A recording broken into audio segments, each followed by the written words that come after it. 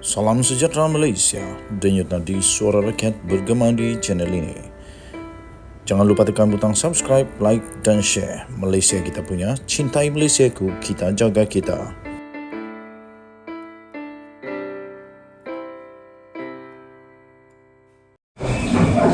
Salam sejahtera Malaysia, denyut nadi suara rakyat bergema di channel ini. Tuan-tuan dan puan-puan yang dihormati sekalian, baru sebentar tadi saya mendapat satu video yang amat bermanfaat, sangat-sangat penting untuk seluruh rakyat Malaysia. Video itu daripada Mariam Mokhtar, iaitu seorang aktivis Malaysia yang selalu menegakkan kebenaran tanpa rasa takut tetapi berfakta. Semua yang disebut oleh Mariam Mokhtar adalah perkara yang memang terbukti dengan fakta dan bukanlah yang disebut sebagai fitnah. Ramai orang sekarang ini berbicara perkara tentang jana wibawa, tetapi ramai sekali yang tidak tahu apa sebenarnya itu jana wibawa dan bagaimana sebenarnya jana wibawa ini berfungsi membantu warga negara Malaysia, terutamanya Bumiputera. Walaupun begitu, ada beberapa fakta, ada beberapa poin yang sangat menarik perhatian saya di dalam video Mariam Mokhtar tersebut. Salah satunya ialah beliau menerangkan melalui jana wibawa itu sebenarnya ada beberapa poin, ada beberapa resepi yang menyebabkan jana wibawa itu boleh menjadi satu perkara yang amat disebut sebagai resepi malapetaka. Bayangkan saja, di dalam jana wibawa ini, yang terlibat di dalam jana wibawa ini adalah pelbagai resepi. Resepi pertama yang menyebabkan ianya boleh menjadi satu malapetaka ialah kerana ia melibatkan ahli politik. Kedua, ia juga melibatkan perkataan Bumiputera yang sangat sensitif. Yang saya setuju dengan apa yang dikatakan oleh Mariam Mokhtar ini.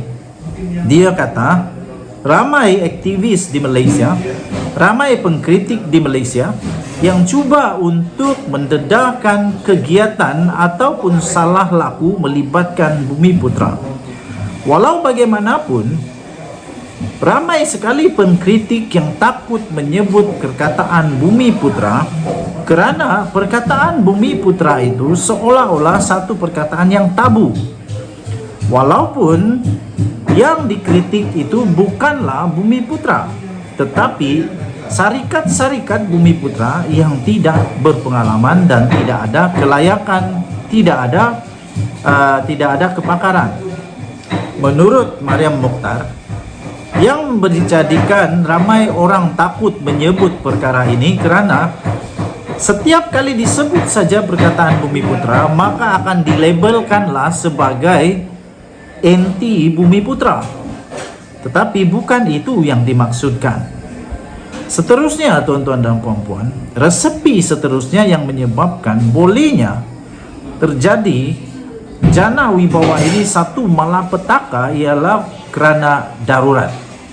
Ketika darurat itu diumumkan oleh Tan Sri Mahyadin Mat Yassin, pada ketika itu apa sahaja yang dilakukan oleh Mahyadin Mat Yassin sebagai Perdana Menteri tidak dapat untuk dipersoalkan oleh mana-mana parti politik, tidak ada semak dan imbang kerana ianya berada di dalam darurat, yang mana kerajaan mempunyai kuasa sepenuhnya dalam melaksanakan itu. Tuan-tuan dan puan-puan yang dihormati sekalian, kerana itu ada lagi perkara yang amat mengejutkan kita semua, ialah kerana dakwaan daripada Presiden PKMM Malaysia, iaitu Persatuan Kontraktor Melayu Malaysia, di mana beliau mendakwa, dan dakwaan ini adalah dakwaan yang sangat serius sekiranya benar berlaku. Tetapi pada hemat saya, tidak mungkin beliau menyatakan dakwaan ini kalau tidak ada bukti yang kukuh. Malah beliau turut mengaitkan dakwaan itu dengan Datuk Seri Ismail Sabri Yaakob, Perdana Menteri sebelum Anwar Ibrahim, yaitu menurut Presiden itu berkata, mereka telah pun menyuarakan isu tersebut, membawa isu tersebut kepada Datuk Seri Ismail Sabri Yaakob untuk diselesaikan dan disiasat kerana adanya pelantikan kontraktor yang tidak berpengalaman, tidak ada kelayakan dan sangat berbahaya. Tuan-tuan dan puan-puan yang dihormati sekalian. Jadi sekarang persoalan yang paling besar yang ingin kita soalkan ialah tentang siasatan ini. Persoalan yang mungkin kita boleh persoalkan ialah siapa yang rakyat percaya sekarang ini, Mahyadin Mat Yassin ataupun SPRM.